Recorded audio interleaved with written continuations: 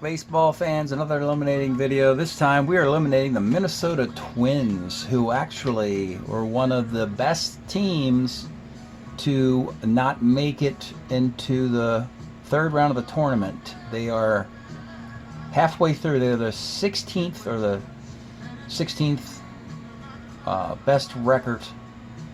3 over 500. A really fine year, but if you've been following the league, the American League is stacked over the National League. Interleague play, they're plus 15. Pretty soon we're going to find a team with a winning record that was going to be knocked out early, and unfortunately it's the Twins. And statistically, when you look at this team a little closer, this is a really good baseball team who unfortunately started slow, lost a lot of games they probably should have won. If you look at a lot of factors here, you can see how they're very good. They're a 283 hitting team, a 355 ERA. That's playoff quality. Looking at the runs scored, 175. They gave up 145, which is plus 30. But even in that, you see they gave up 28 unearned runs. So I'm starting to think that this team was snake bit this year, one of the more unlucky teams. They, of course, were carried by an MVP-type performance by Tony Oliva, who the voting closed early, and Reggie sort of got that thing. And then Oliva just went on a tear, finishing .390, 10 homer and 33 RBI to be a runner-up. Don't worry, Twins fans. Harmon Killebrew won an MVP a year ago. So, they, I guess it'd be pretty hard for the Twins to have back-to-back MVP winners and not even make the playoffs. I often weigh playoff performance or the ability to get your team to the playoffs as part of the award, I guess. So a magnificent year for Oliva with a 71 card. Eric Soderholm stepped up and took the third base job away from Killebrew with a fantastic year. Cleo James was a nice pickup from the Cubs. Nice little outfielder there, a nice year. Mitterwald went crazy with the bat. Jim Holt, solid year. Heisel only hit .258. His numbers are down a little bit, but it's really Rod Carew right in the middle of that. .257. So all the guys above him overachieved and Carew underachieved, and that must have hurt this team. Notice he scores 24 runs, but Oliva scores 23, Heisel 22. You would have thought Carew would have scored more runs. That might have hurt this team. He stole 22 bases. But think about this, a .301 on-base percentage for Rod Carew. If he has a 300 year, let alone a 350 year, this team's going to the playoffs, you would think. It's a shame, really. And then Killebrew, he's still got a 379 on base, but he's obviously in decline. Chico Cardenas had a really nice card, but he hit .246. The pitching staff, Blyleven was fine. His whip was up there a little bit, but he was the workhorse, but only had one complete game. Jim Cott, his card, he can't pitch on 3 days rest, which is a shame, because we like to have him pitch as much as possible. He's a fantastic card. 365 ERA and a 116 whip, but a 4-3 record. Dave Golt's rookie card really gets banged on by lefties, but it didn't seem to matter, as Goltz did very well with a 277 ERA and minimized the damage. They got him out of games once they, all those lefties were coming up in the late innings. Bill Campbell makes his debut in the bullpen, replacing Peranowski. Does a fine job. This team had the best bullpen in baseball a year ago. It was Ron Peranowski, it was Pete Reichert, and Stan Williams. Led the league in saves, the three-headed monster. All guys had saves. This year, one problem, Pete Reichert only lost one game. I see that in the loss column, but his ERA is .780. And that's probably going to come into play at some point in a bad way for the Twins. So with that, let's take a look at the Minnesota Twins card set here. Finally, I've actually pulled the 71s aside already, so you don't have to see me do that shuffling like we've seen in other videos. So I can just turn this over and identify the hitters and pitchers for next year. and they are going to go 7 and 5. That's the conventional distribution. That means you're not particularly short in either hitting or pitching. So we'll sort this by positions here.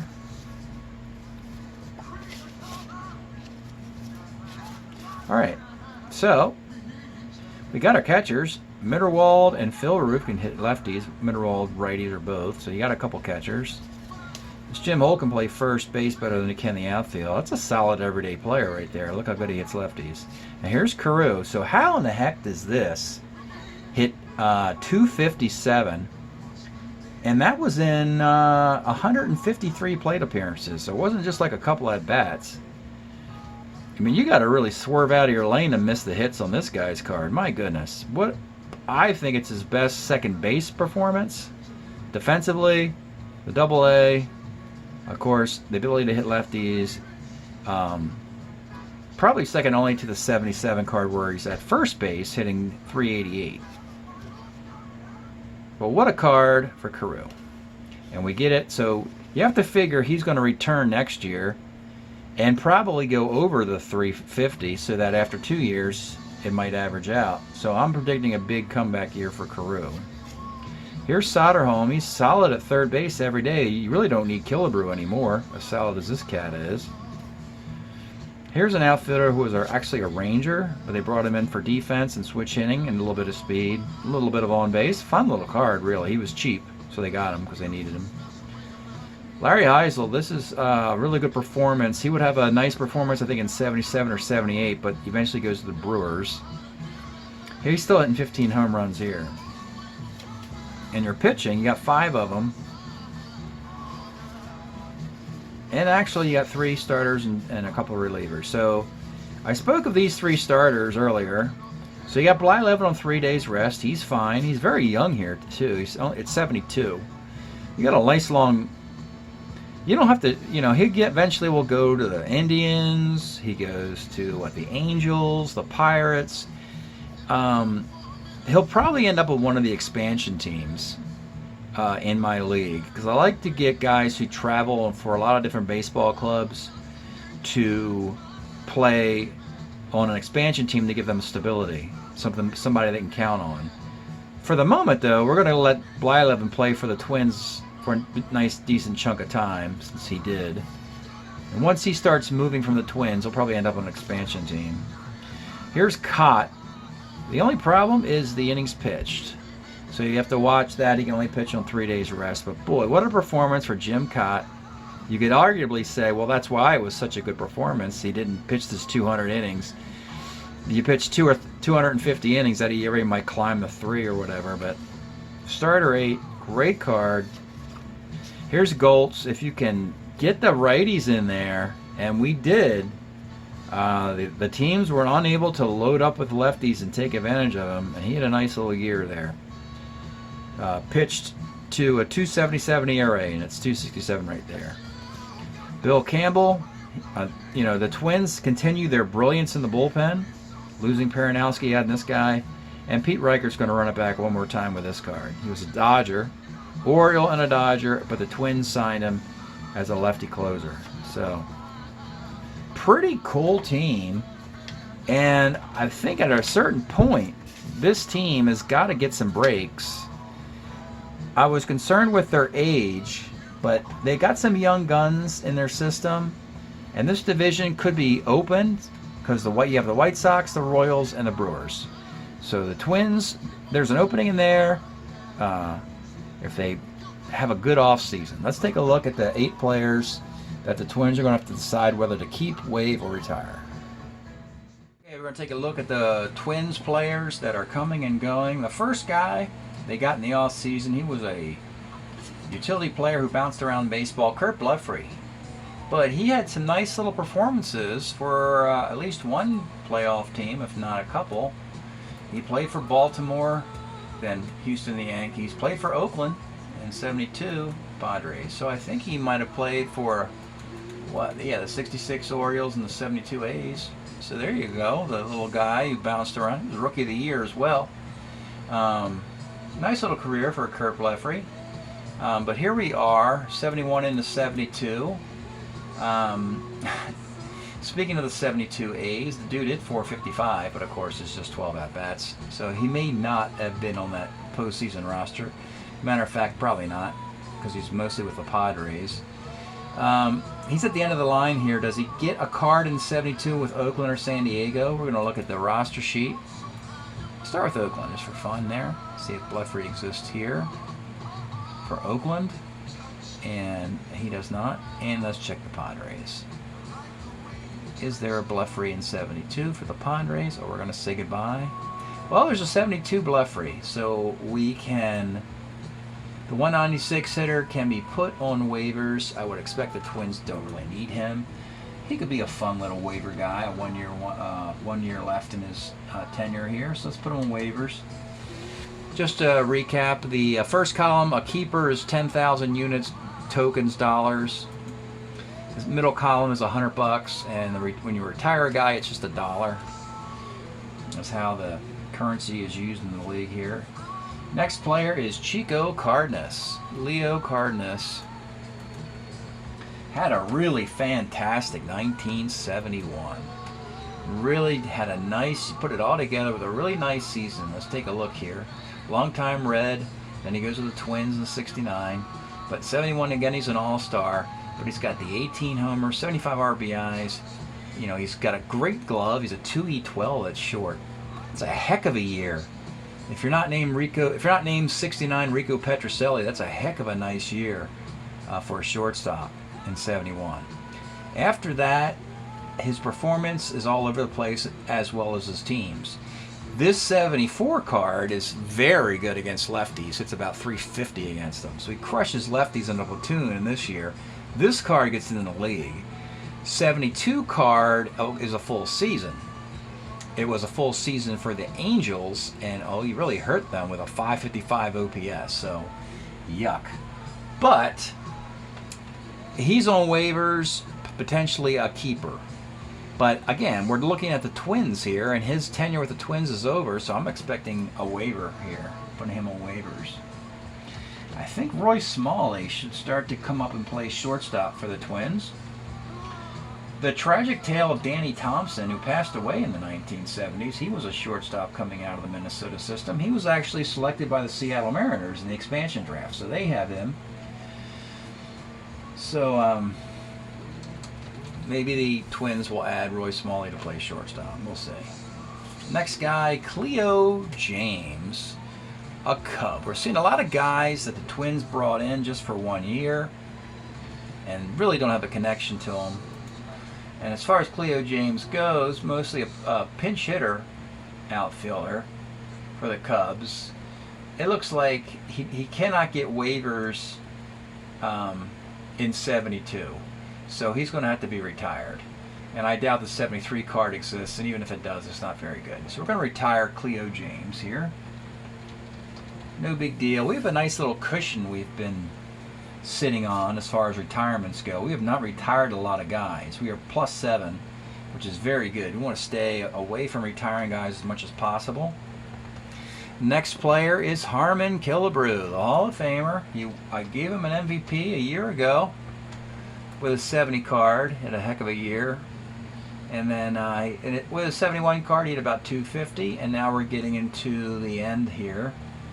He's there to 3, 4, and 5. He could still hit in 72 at age 36. He's got 26 bombs and an 817 OPS. Not much of a drop off, really. If he's a DH and a platoon DH, name recognition will keep him in the league. It would almost be an abomination for him to play for somebody other than the Twins, unless you want to go back to the Washington Senators, yeah. But I think for now, I'm going to keep him. I'm going to keep Killebrew and see if I can find a way of keeping him on the team in a platoon. I know he's got, actually all these cards, 72, 3, and 4 for Killebrew, they all have selective availability, perhaps in a platoon against lefties only or righties only or something like that. Don't expose them to too many plate appearances. And backup first baseman, third baseman, DH type. So I think Killebrew will be fine to keep on going. And lastly, this one's going to hurt a lot. Tony Oliva. Boy, we're just running through MVPs, aren't we? Hall of Famers. So, actually wasn't a MVP. He was a Hall of Famer, but not an MVP. Rookie of the Year, and of course the Gold Gloves. Tony Oliva had a monster year in what I just played. Hit 390. But look at this 71 season. He led the league in hitting, 337, 546 OPS. And it showed, folks. He just destroyed baseball this year in 71. This little run, unfortunately, though, is now over from age 25 to 32. Incredible run here for the Twins. Top 10 4 times, Gold Glove here. Only there, he was a 1 in these years. Didn't get a Gold Glove though. So now here we are. He's going to stick around. And he's going to stick around for the Twins. So I'm not worried about him missing 72 with an injury, because I wasn't going to put him on waivers anyway. We'll bring him back with a 3, 4, or 5 card. I mean, it's not going to be a superstar. It could very well be that Oliva and Killebrew platoon at DH, for all we know. So let's just make Oliva keeper. Now the pitching. We have 3 guys here. First guy, Tom Murphy. Starter, then later a reliever.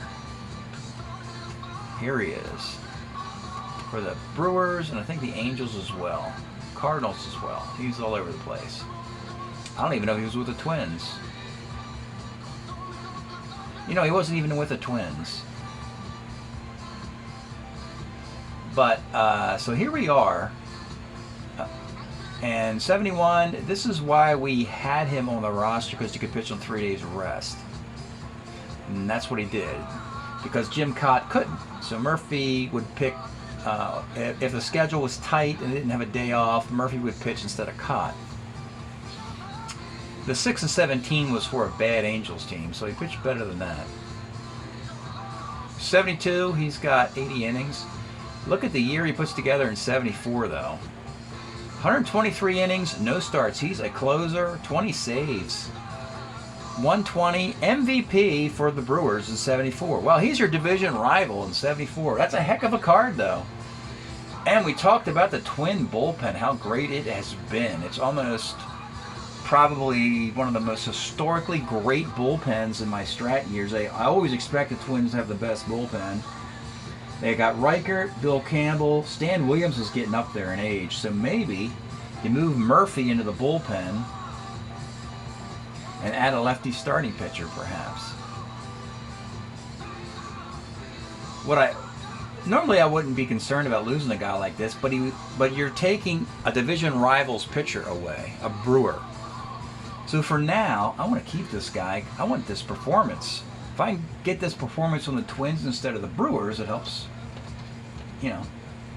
So we're going to make him a keeper and see if we have, unless we have too many. 2 more pitchers, John Morris and Stan Williams. And I think we know what's going to happen here. This seems like another win-win for the Twins. Here's John Morris, a lefty, also a Brewer, but I think he's run out of gas here. So there's 71 performance there. And then look at this, he's over with. He's only got 20 innings in 74. So he has to go in retirement, can come out of retirement. We're going to retire Morris. We might have the perfect math here. And the last guy is Stan Williams. And I think Stan might be at the end of a brilliant career here. Yep, from 58 to 72, Stan Williams might be hanging him up right here. He pitched for the Dodgers, 65. He was with Cleveland, actually. Wasn't part of that World Series. Then he goes to Minnesota in 70 with this incredible year. 10-1, 1.99 ERA a year ago. That was the card. That card is special. 71, this was the card we used. It was okay. And then 72, he's done here. So he is retirement. So we know what we're going to do. With Stan Williams retiring, Tom Murphy's going to go in that spot. They're going to put Tom Murphy in Stan Williams' spot with Bill Campbell, Pete Reichert, have another three-headed monster in the Twin bullpen. So 3 keepers. Now I'm thinking they might keep Chico Cardenas for that 74 card, make him a platoon shortstop. The only problem if you start doing too much of this now and project who you're going to draft when this season's not even over yet, is that you're not looking at all the other available players the Twins have. And you can only take 2 guys from any season.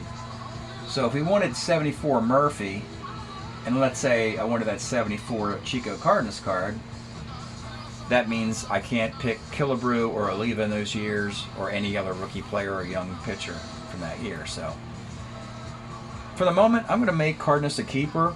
And what this does is it gives them the perfect math. Or almost perfect math. They have 4 keepers, 1 waiver, and 3 retires. All they would have to do in the accounting is trade one of the retired players for a waived player before the league starts next year, and they'd have the perfect math. So that looks like what we're going to do with the Twins for now. We have 15 teams eliminated. And if you look at, here's the math up here. Teams are supposed to have 4 keepers, 2 waives, and 2 retires. The math says that I need, at this moment, 60 keepers, 30 waive and retires. I'm at 63 keepers, I'm plus 3. I'm at 33 waivers, plus 3. And I'm 6 under on retirement, so that's good. I'm still 6 under. This was golf. For retired players, that's good news. That means that 6 players from the waivered list would slide into retirement. The worst, put it this way, the worst 1972 Strat-O-Matic cards that are printed would be slid into retirement. That's the way you have to look at that. All right, thanks for watching this Eliminating the Minnesota Twins video, and we'll see you next time.